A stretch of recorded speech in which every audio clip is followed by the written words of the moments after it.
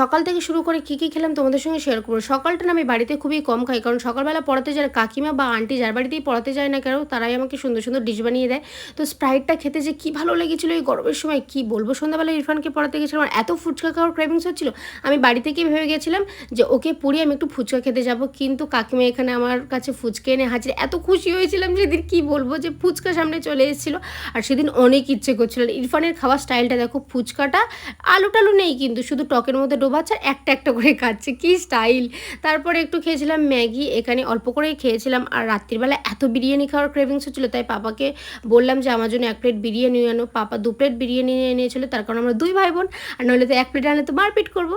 যাই হোক, এখানে বিরিয়ানিটা আমার একদম পছন্দ হয়নি। একদম চালটা বেকার ছিল, শক্ত ছিল, ঝরঝরে ছিল, কিন্তু অয়েলি ভাবটা ছিল না। আর বিরিয়ানি একটু অয়েলি না হলে ঠিক ভালো লাগে না, তাই না? আলুটা মোটামুটি সিদ্ধ হয়েছিল, কিন্তু মাংস আর চালটা আমি বলবো একদম বেকার ছিল। আমার তো একদমই ভালো লাগেনি।